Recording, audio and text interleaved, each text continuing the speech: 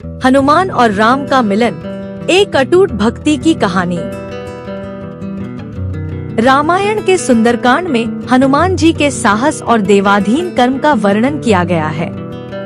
हनुमान जी की भेंट राम जी से उनके वनवास के समय तब हुई जब राम जी अपने भ्राता लक्ष्मण के साथ अपनी पत्नी सीता की खोज कर रहे थे। सीता माता को लंकापति रावण छल से हरण करके ले गया था।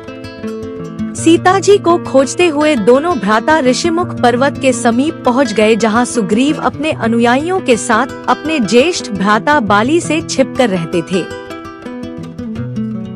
हनुमान एक ब्राह्मण के वेश में उनके समीप गए। हनुमान के मुख से प्रथम शब्द सुनते ही श्री राम ने लक्ष्मण से कहा कि कोई भी बिना वेद पुराण को जाने ऐसा नहीं बोल सकता जैसा इस ब्राह्मण ने बोला। राम जी को उस ब्राह्मण के मुख, नेत्र, माथा, भौं या अन्य किसी भी शारीरिक संरचना से कुछ भी मिथ्या प्रतीत नहीं हुआ। राम जी ने लक्ष्मण से कहा कि इस ब्राह्मण के मंत्रमुग्ध उच्चारण को सुनके तो शत्रु भी अस्त्र त्याग देगा। श्री राम के मुख से इन सब बातों को सुनकर हनुमान जी ने अपना वास्तविक रूप धारण किया और श्री राम के चरणों में नतमस्तक हो गए। श्री राम ने उन्हें उठाकर अपने हृदय से लगा लिया।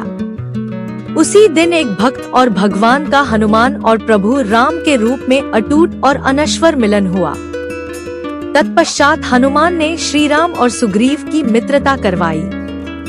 इसके पश्चात ही श्री राम ने बाली को मारकर सुग्रीव को उनका सम्मान और गौरव वापस दिलाया और लंका युद्ध में सुग्रीव ने अपनी वानर सेना के साथ श्री राम का सहयोग दिया।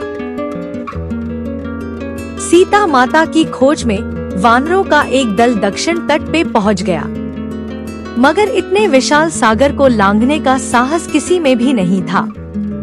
स्वयं हनुमान भी बहुत चिंतित थे कि कैसे इस समस्या का समाधान निकाला जाए। उसी समय जामवंत और बाकी अन्य वानरों ने हनुमान को उनकी अद्भुत शक्तियों का स्मरण कराया। अपनी शक्तियों का स्मरण होते ही हनुमान ने अपना रूप विस्तार किया और पवन वेग से सागर को उड़ के पार करने लगे। आखिरकार हनुमान सागर पार करके लंका पहुँचे और लंका की शोभा और सुंदरता को देखकर आश्चर्यचकित रह गए।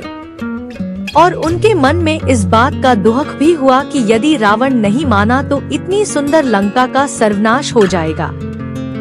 तत्पश्चात हनुमान ने अशोक वाटिका में सीता जी को देखा और उनको अपना परिचय बताया।